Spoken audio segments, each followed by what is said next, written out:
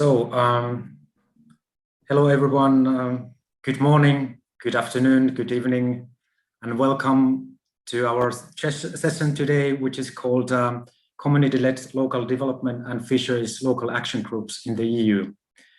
At first, I would like to thank TPTI for accepting our proposal to present and participate in this small-scale fisheries open house online event. So my name is Janne Posti, and I'm the senior fisheries expert at the FARNet support unit here in Brussels. Previously, I worked for the Marine Stewardship Council, which is the global eco-labeling program for sustainable fisheries. But also I used to operate as a small-scale artisanal fisherman in Finland back in the day. As said, in this session, I will provide you an overview of concepts of community-led local development and European fisheries local action groups, and how they contribute to the European small-scale fisheries sector. And also I will explain how small-scale fisheries and the fishing communities are linked to the new EU policy initiatives, such as European Green Deal. After my presentation, we will show you a short video illustrating the activities of one French local action group and how they support local small-scale fisheries sector. After that, we will have a presentation provided by Mr. Andrea Procchioni from Italy, and Andrea is the flag manager in Tuscany, and he will tell us a bit about their projects and activities supporting small-scale fisheries. And after Andrea's presentation, we will show you again a video from Sicily, Italy, where local fisheries action group has supported a project on collection of marine litter. And finally, we will have a short Q&A session where you can address any immediate questions you might have.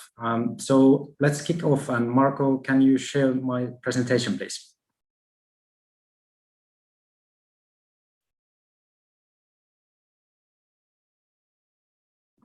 Just a minute, I'm looking for it. Okay.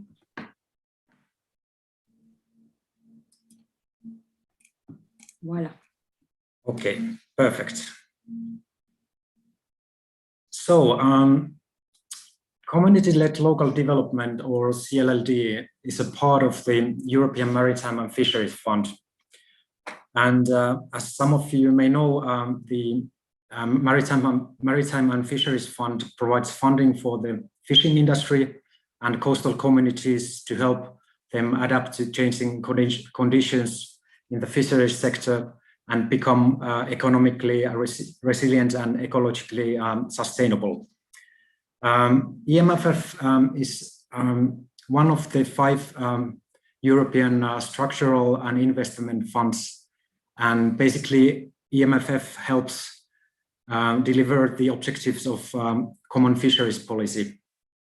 And actually the new funding period is starting soon, and the European Maritime and Fisheries Fund will be soon replaced by the new European Maritime Fisheries and Aquaculture Fund. So basically it's the same thing, but the new funding period is about to start soon. Usually the total EMFF or MFF budget is around 6 to 7 billion euros. And the community-led local development part of this total fund is around 700 millions. So basically around 10% of total fisheries fund is allocated towards community-led local development. And later on, I will tell you a bit more about the details how community-led local development works in practice. And then we have fisheries local action groups, or flags, and currently there are 348 flags across the EU, which are these small entities that bring together private sector, local authorities and civil society organizations. And then FLAGs fund local CLLD projects that are developed for the specific needs and opportunities of the area. And currently, 19 EU member states are implementing CLLD approach, and the average Fisheries Action Group budget for entire 6 years funding period is around 2 million euros. So for 6 years, the FLAG budgets are not very high. So normally FLAG funded projects are quite small, ranging from 40,000 euros to 70,000 euros in average. Next slide, please. And before I explain more in detail the CLLD and FLAGs, I will say a few words about my organization, FARNET, which stands for the European Fisheries Areas Network. So what is FARNET? The FARNET support unit is, let's say, it's a technical assistant team established by the European Commission. So basically we support member states, these fisheries local action groups, and the European Commission in the implementation of the community-led local development. We have 12 permanent staff members, and we provide capacity building for fisheries action groups, for managing authorities of different member states. So basically the representatives of the fisheries ministers who are responsible for CLLD implementation.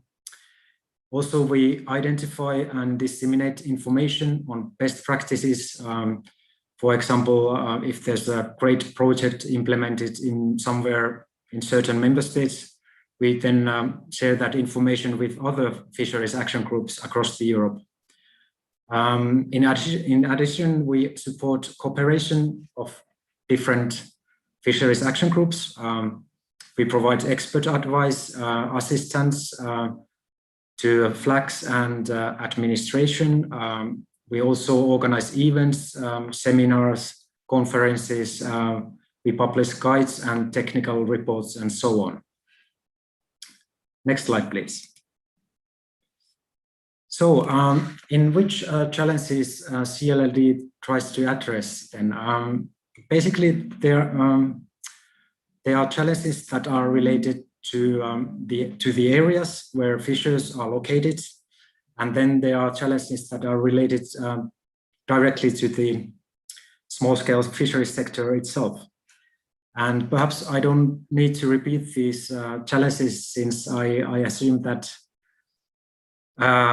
these have been discussed in many sessions already. But basically, the challenges of the European small-scale fisheries sector are quite similar like in other continents. Especially one of the key challenges in Europe is the aging fishers. So there are not too many newcomers coming to the sector, and so the recruitment of young fishers is extremely challenging in many areas. Next slide, please. And so how the CLLD approach works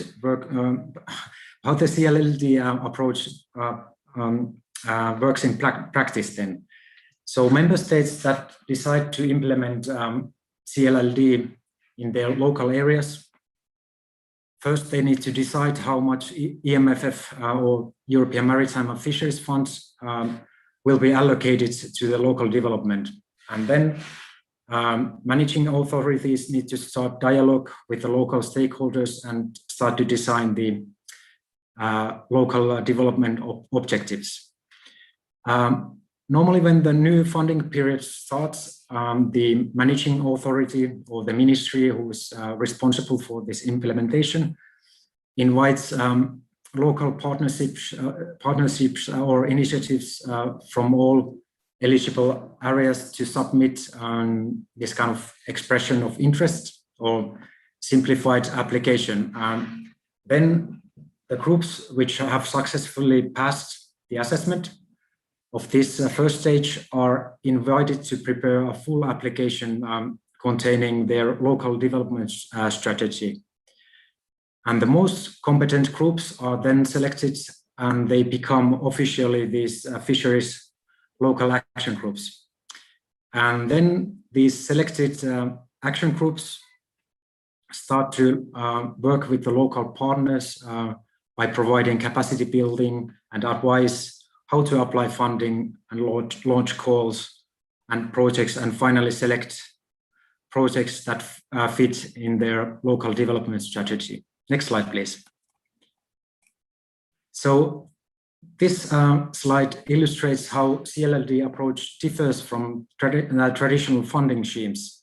On the left-hand side, you can see this kind of traditional scheme where national authorities decides how much funds are spent, whereas CLLD relies on bottom-up approach, meaning that local communities and people decide their own development pathway for their local area and local needs. So basically, fisheries local action groups are these entities between national authorities and local people. These action groups create partnerships, provide advice, create local strategies, and ultimately provide funding for the local projects. Next slide, please. And here you can see what kind of themes or challenges these flag-funded projects normally support in the context of small-scale fisheries. Obviously, diversification of fisheries areas and the sector is one of the important themes of support, especially in the areas where fisheries sector is declining significantly. And of course, many projects are aimed at product promotion or developing short circuits and value chains. And also flags are funding many projects related to environmental sustainability, but I will tell about those a little bit later. Next slide, please. And now I would like to highlight some relatively new environmental policy initiatives and objectives, and how local development is interlinked to this, to achieving these objectives in the context of fisheries. So the European Green Deal was presented by the European Commission in December 2019, and it is a pile of very ambitious policy initiatives to make Europe the first climate neutral continent by 2050. The Green Deal aims to boost the efficient use of resources by moving to a clean circular economy, cutting pollution, restoring biodiversity on land, and also across the European seas. So the Green Deal contains several different initiatives and strategies. For example, farm to fork strategy, which is aiming at making our food systems sustainable. And obviously fisheries and aquaculture play a very important role in this as well. Then we have EU biodiversity strategy for 2030, which is, for example, promising that at least 30% of the Europe's sea areas will be transformed into efficiently managed protected areas. And also, it also aims to improve the conservation of fisheries resources and protect the marine ecosystems. Next slide, please. So in July last year, the FarNet Support Unit launched a survey for fisheries local action groups to collect information and examples how local action through CLLD approach involves EU citizens in contributing to preserving and restoring ecosystems and biodiversity in fisheries areas, how flags are fostering healthy and environmentally food systems, ensuring cleaner seas free from plastic and other waste, and how local communities are moving towards circular economy based on clean and renewable energies. And the results indicated that in total, 1,167 Green Deal related projects were implemented in the previous programming period. For example, under the Preserving and Restoring Ecosystems and Biodiversity theme, the projects were related to the management or creation of marine protected areas, implementation of ecosystem restoration projects, environmental education projects, or development of more selective fishing gears, and so on. The second theme was sustainable food systems. So we asked what kind of projects or actions these local fisheries action groups have done to foster environmentally friendly food systems related to, for example, traceability, short circuits, promoting underexploited fish species, organic aquaculture, and so on. And lastly, we asked if these action groups have made any, supported any projects related to circular economy, clean energy, for example, tackling marine litter, reduction of waste and pollution from fisheries and aquaculture, reuse and recycling of materials and byproducts, and so on. So as a conclusion, obviously, these projects supported by fisheries action groups are relatively small in nature, and as such, the contribution of each is relatively small in the face of urgency of the environmental challenges and the ambitious Green Deal objectives. However, I believe that the change is needed at all levels, and this growing number of local environmental projects and initiatives can certainly make a difference at the local level.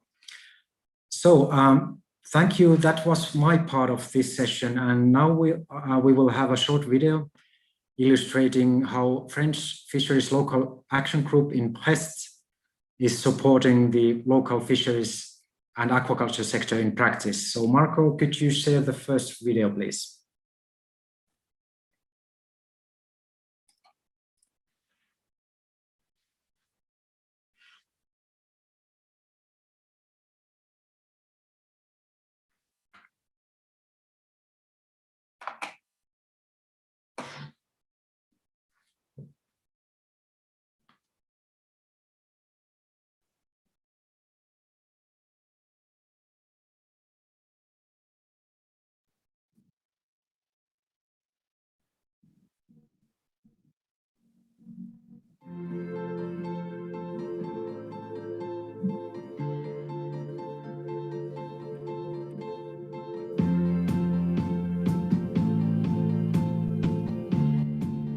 Je m'appelle Luce de Mangeon, je suis animatrice du programme DLAL FEAMP en Pays de Brest. Je suis arrivée à Brest il y a 7 ans pour rédiger les candidatures et animer les 2 programmes européens, LEADER et DLAL FEAMP.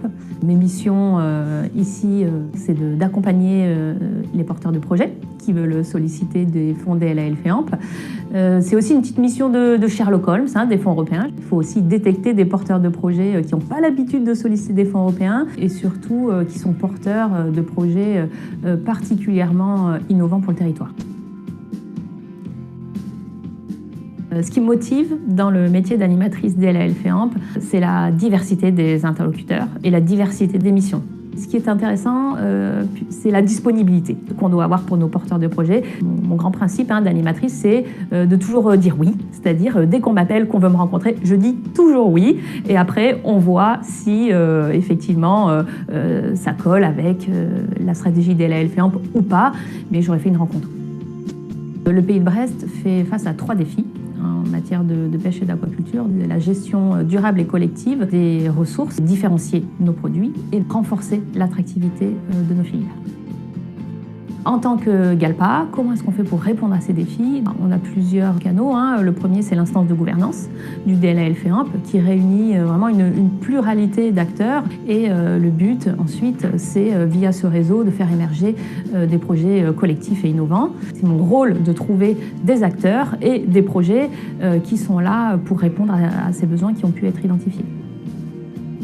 Je m'appelle Philippe Perrotte et je suis pêcheur sur la rade de Brest. J'ai 52 ans, ça fait à peu près une trentaine d'années que je navigue et on a travaillé ensemble au tout début du DLL pour faire un état des lieux en fait, des métiers liés à la mer. Et même en habitant dans une commune littorale, j'ai remarqué que même les jeunes qui habitent à 200 mètres de la mer avaient très peu de connaissances sur le monde maritime. Je suis Arnaud Clugery, le directeur opérationnel et porte-parole de Eaux et Rivières de Bretagne. On est au sein du GALPA depuis 4 ans. On y rencontre des professionnels de tous les métiers de la mer, mais aussi des scientifiques. Et on s'est rendu compte qu'il y avait vraiment besoin de mieux comprendre les enjeux des uns et des autres. Ce projet Ambassadeur de la mer, il est vraiment né autour de l'idée qu'il fallait travailler ensemble et qu'il fallait trouver des points de convergence. Et puis aussi l'idée que les meilleurs promoteurs de l'activité économique sont peut-être les habitants du territoire.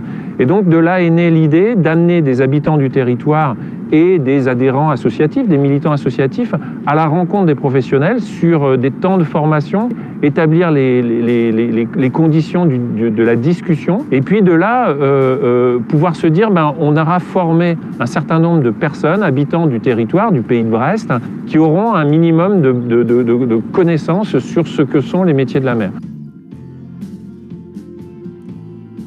L'intérêt des organisations professionnelles de faire partie d'un GALPA, c'est de travailler avec des acteurs qu'ils n'ont pas l'habitude de côtoyer, notamment les élus ou les associations environnementales. Là où le GALPA peut les aider, c'est dans cette approche transversale. Et aujourd'hui, les filières pêche et aquaculture ont besoin de s'appuyer sur des acteurs beaucoup plus diversifiés qu'actuellement pour pouvoir diffuser, essaimer leurs besoins et pouvoir y répondre collectivement.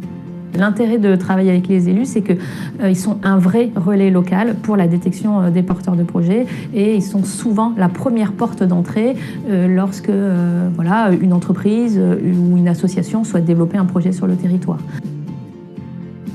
Je m'appelle Christine Chevalier, je suis maire de Landéda-la-Vervrac. Le GALPA nous permet, de travailler de manière collective, déjà dans un premier temps, puisqu'on réussit à associer, des professionnels de la pêche, de l'aquaculture, des scientifiques et des élus, tout le monde autour d'une table, donc c'est vraiment un travail collectif. Un des exemples qui a été validé par le comité de sélection a été l'installation d'un fumeur de poissons sur notamment la commune de Landéda. Donc l'idée était pour cette personne de s'implanter et de fumer du poisson en local, avec la volonté également de travailler avec des pêcheurs de la Vervrac pour vraiment faire la promotion et valoriser tous ces produits issus de la mer. Je suis Thierry Larnicole, je suis le gérant des viviers de Keraliou. Cette crise sanitaire amène des évolutions importantes sociétales. On est en pointe de Finistère, ici sur le pays de Brest, du réancrage territorial. On a beaucoup travaillé comme un pays en voie de développement en exportant nos matières premières brutes. Il y a certainement des choses à faire pour amener de la valeur ajoutée sur le territoire et faire des choses sur le territoire. Et justement, dans ce schéma circuit court, il y a plein de petites structures qui pourront, par justement le GALPA, par le DLL, accéder à des financements et à des moyens d'évoluer. Et il y a une communication à faire dans ce sens-là. Le souhait pour l'avenir, ce serait d'encourager et d'accompagner l'innovation. C'est-à-dire qu'aujourd'hui, sur notre territoire, on a beaucoup d'universités, de centres de recherche. On a des jeunes qui sortent de formation avec des idées de projets professionnels extrêmement intéressantes, notamment en termes d'économie circulaire. Et aujourd'hui, le DLL FEAMP, c'est une aide quand même qui est assez difficile d'accès et je pense qu'il faut une nécessaire simplification pour les nouveaux porteurs de projets, les nouveaux entrepreneurs pour qu'ils puissent solliciter ces fonds européens facilement et surtout que cette aide soit un tremplin pour leur nouvelle activité. Ce GALPA, on est vraiment dans une forme d'innovation sociale. Nous, on souhaiterait que ce soit partout comme ça. Donc on voudrait vraiment que les associations agréées pour la protection de la nature puissent établir ce type de relation avec les professionnels dans ce type d'instance. Et puis après, se construira cette relation de confiance. Encore une fois, la relation de confiance, ça ne veut pas dire être d'accord sur tout. Ça veut dire être d'accord pour tout se dire. Et ça, c'est pas tout à fait la même chose. Et en tout cas, c'est vers ça qu'il faut qu'on aille.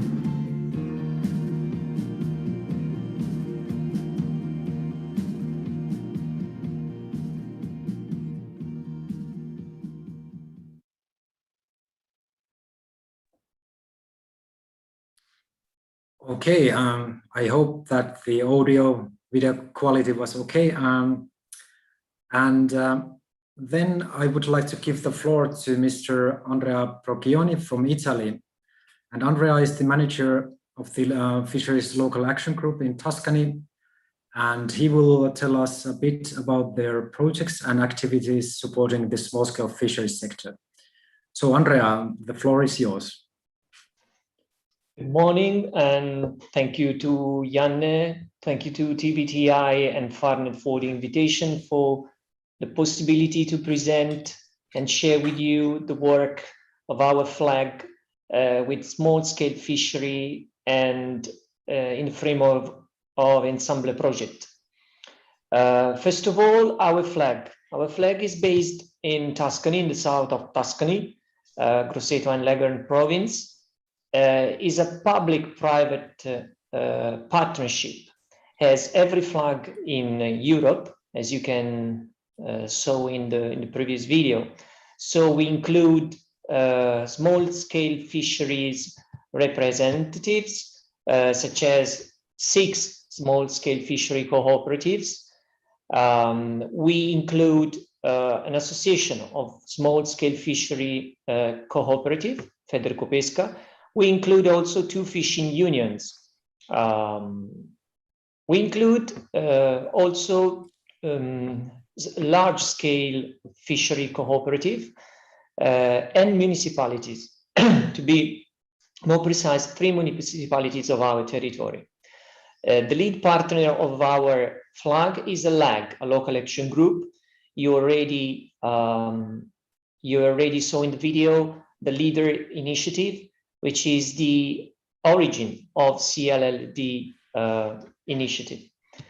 Our strategy is based on 3 specific objectives: the valorization and management of local natural and environmental resources, the innovation and development of fishing and aquaculture, and the diversification of fishing activities, especially in fishing activities.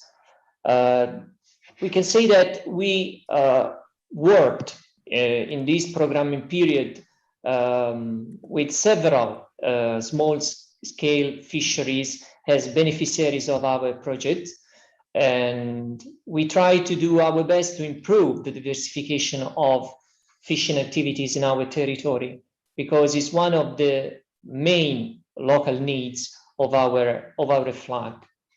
Here are some examples of diversification of small-scale fishery project that we financed during this period. First one is a deal about small-scale fishery cooperative, San Leopoldo, which is active in our territory during more than 20 years. And they proposed the creation of an ecotourism. This is a very new form of tourist offer here in Italy, which started as the agrotourism in the rural areas. So the fisherman is not only engaged in fishing, but is also working for diversification of its activities, such as, for example, bed and breakfast or restaurant. In this case, we financed a project of San Leopoldo that opened a takeaway restaurant in Grosseto, near the port. And now we can say that they improved the income of their cooperative and start a diversification process, which is very important for the sustainability of the cooperatives and also to reduce the quantity of fishing during the year. So it's very important also for environmental and sustainability of local fishing. The second project deals about storytelling videos as a promotional tool for a local small-scale fishery cooperative called La Granseola.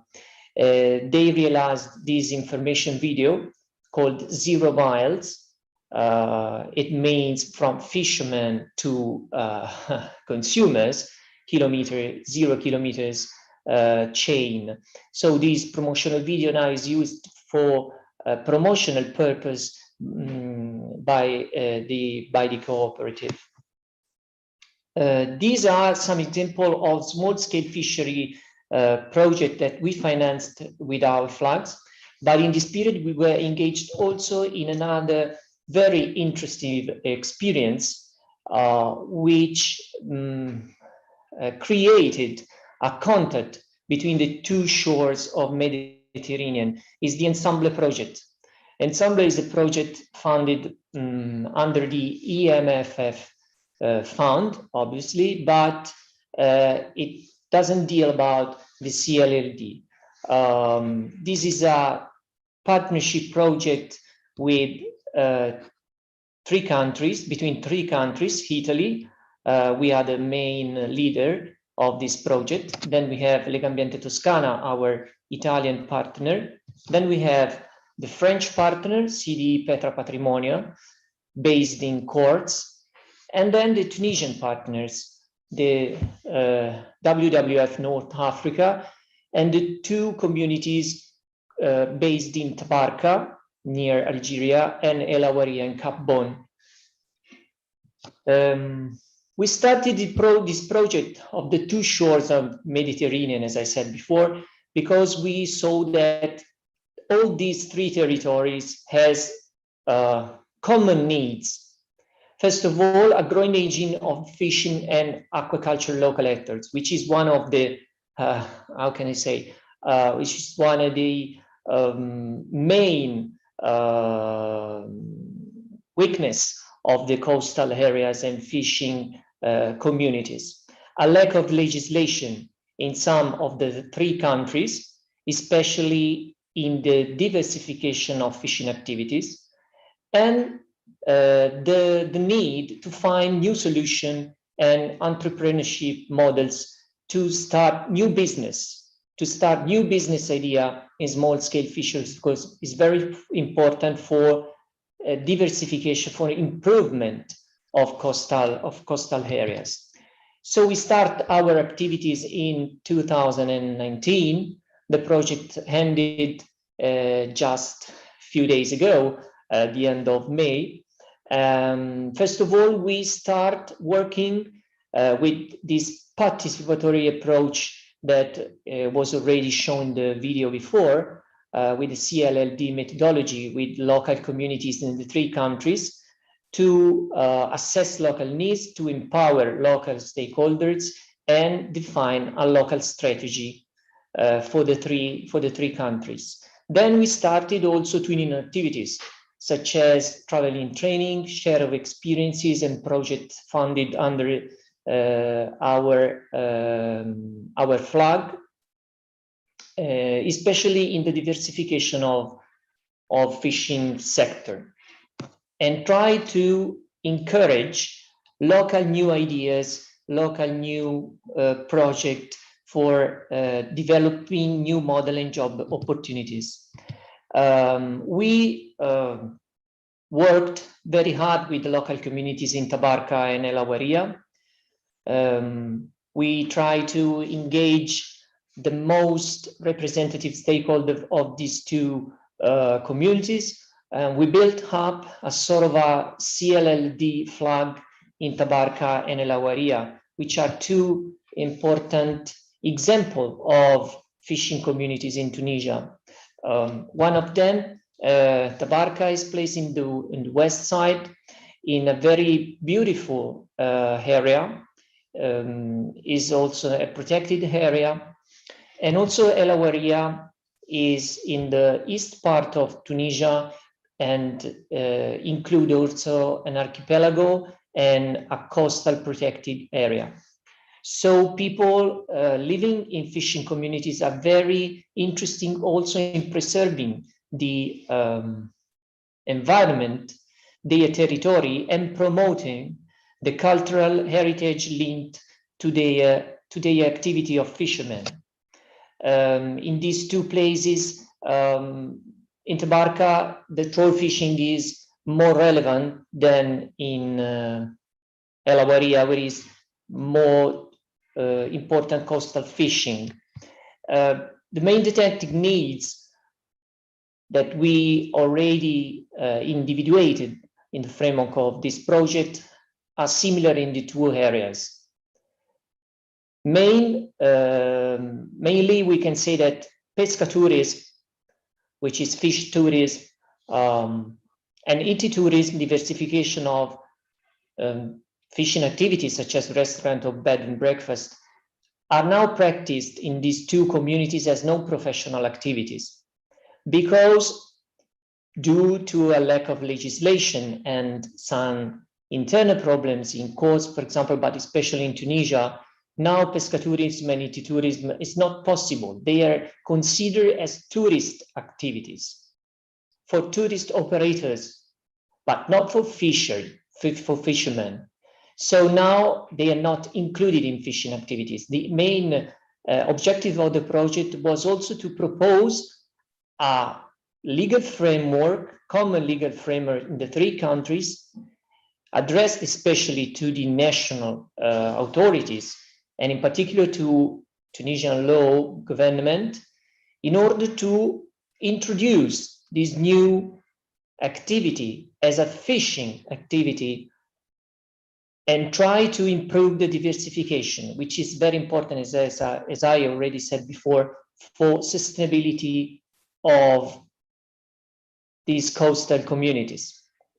And another need that we already underlined was a lack of training offer for fishermen. So they are not sufficiently trained in diversification of activity. They know how to fish, of course, but they don't know how to host people, how to make and act as a tourist guide of their territory. So we started also a new project for training of fishermen.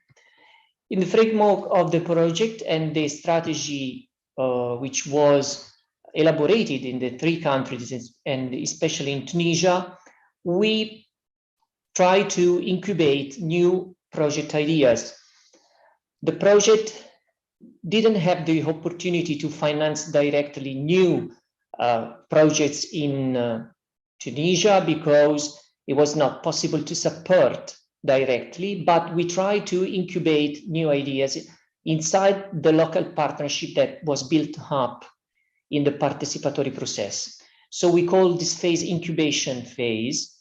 We defined and underlined three main topics: pescatourism, ecotourism, so diversification, which was the main topic of the project; the valorization of material and immaterial heritage of coastal areas, so the port heritage, the community heritage of a coastal area, and the rural areas and coastal areas links, such as links between fishing products and agriculture products. In the framework of these three topics, we try to introduce new business ideas in these two areas, in Tabarka and El Awaria. The first one was the idea of creating a fishing museum in El Awaria. They have a very long tradition of tonnara, like in Italy, for example, and all the Mediterranean in generally speaking, and they would like to improve the history of tonnara in Sidi Daoud and create a museum for discovering the heritage linked to these traditional fishing activities. A local building will be transformed into a museum, and with a special attention to the local community. This museum will not be addressed to scientists or to researchers, but to the local community, to present the local community, its history and tradition linked to tonnara, for also for touristic purpose and for touristic offer.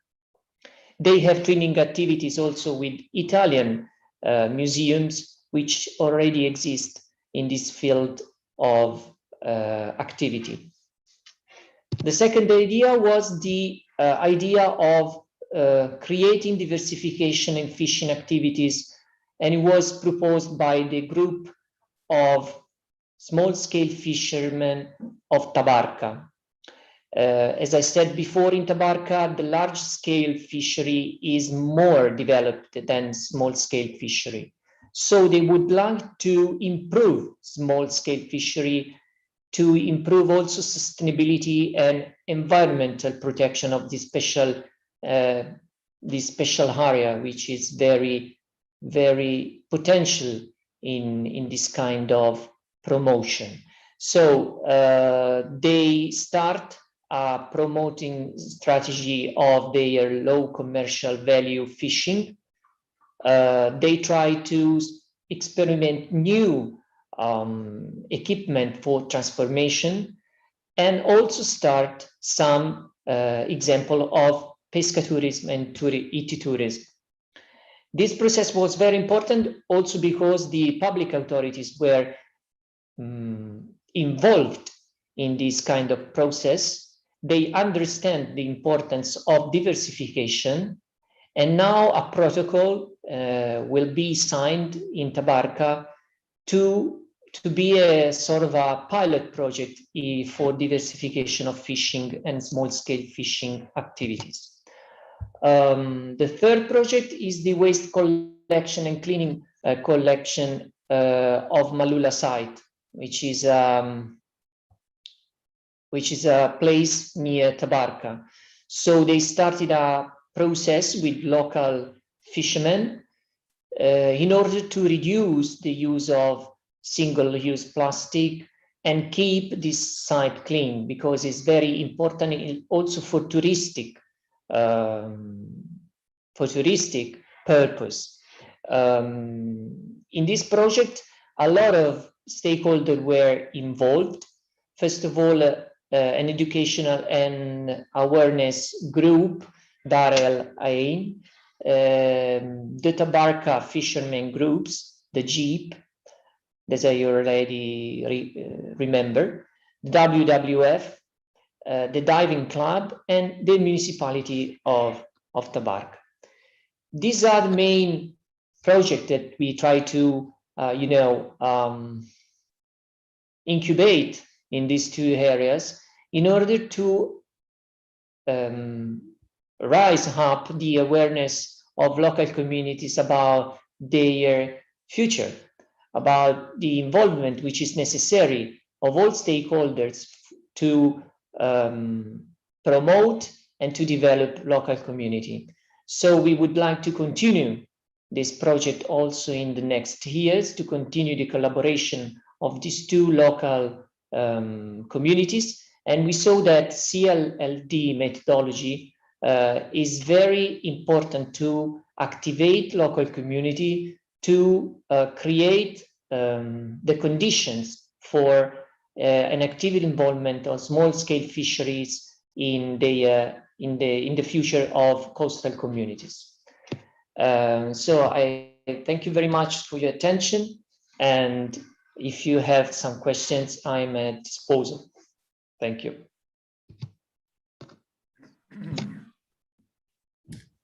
So thank you so much, Andrea, for your presentation. I think this project in Tunisia is a great example illustrating how flags can actually collaborate outside of Europe with non-European stakeholders. So, so thank you so much. And now we will play the last video illustrating flag-funded a marine litter collection projects from Sicily, from Italy. So Marco, would you be able to launch the video, please?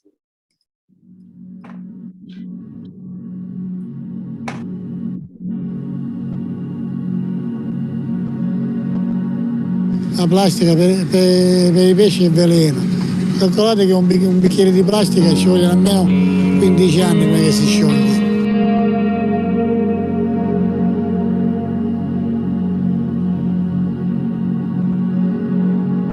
anche noi, che noi viviamo in mare, ci teniamo a tenerlo pulito pure. E allora, camminando, navigando sulle coste, riusciamo a vedere tutte queste bottiglie che galleggiano, e sacchetti, anche cose, cassette che volano di polistirolo anche.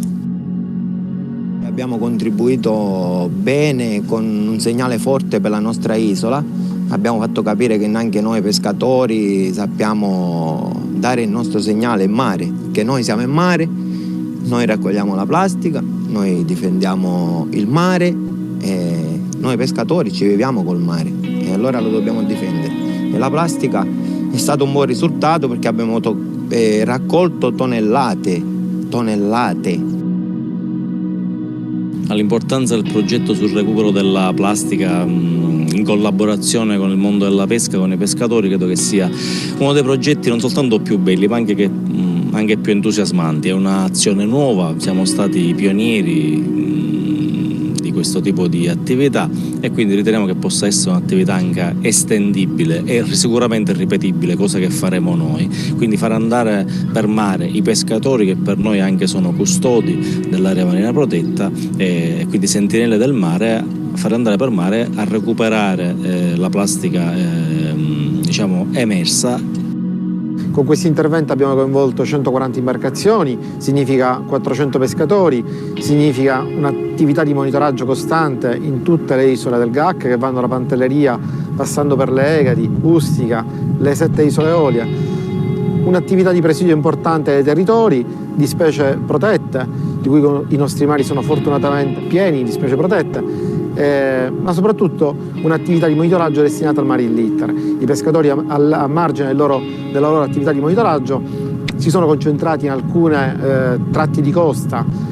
Le nostre isole, come sappiamo tutti, sono difficilmente raggiungibili via terra, moltissime isole si possono raggiungere soltanto con le imbarcazioni e chi meglio dei pescatori conosce il proprio territorio, il proprio mare. I pescatori sanno dove ci sono i pesci, ma sanno anche purtroppo dove si è concentrata parecchia plastica al termine delle mareggiate invernali.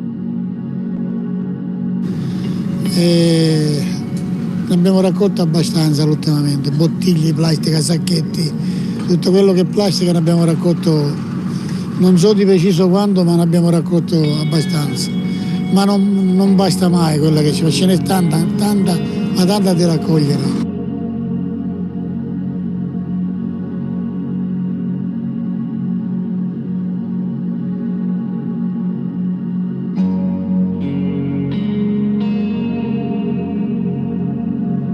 Se non facciamo qualcosa finisce il mare, ragazzi, parliamoci chiaro. Stiamo a parlare, finisce. Prima o poi, se continua così finisce. Se tutti buttano in mare, finisce.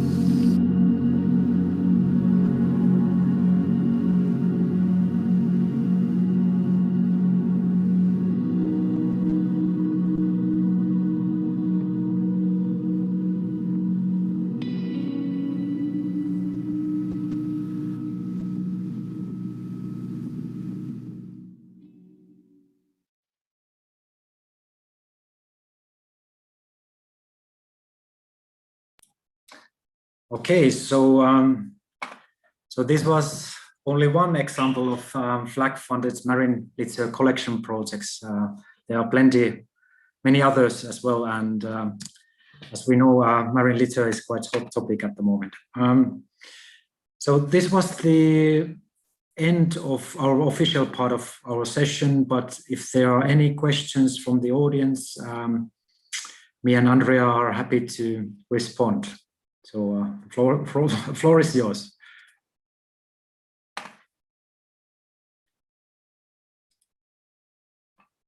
And if there's no questions, we can also wrap up our session and say goodbye. Or do you want to, Marco? Do you want to elaborate a little bit this marine litter project and explain the process, how it went?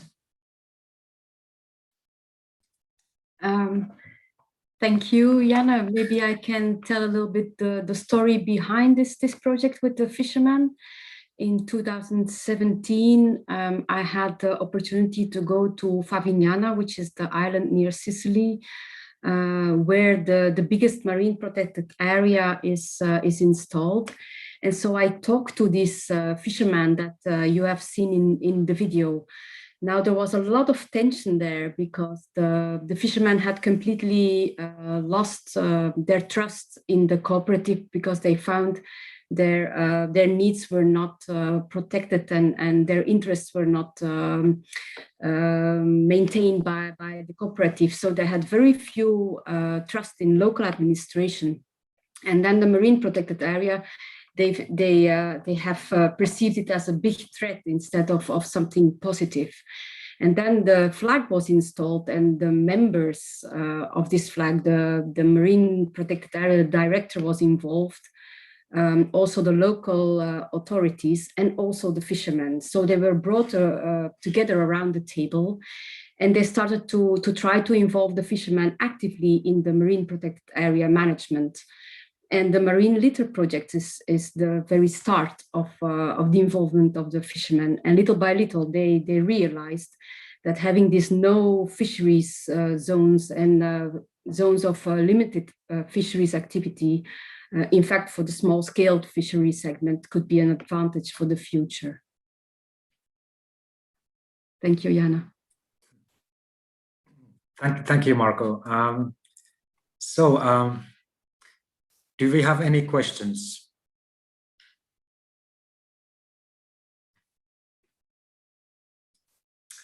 I see no questions in the chat coming. Okay, so I think we can wrap up our session and say goodbye. And many thanks for your participation, and have a great weekend. Well, thank you. Thank you. Bye-bye. Bye-bye.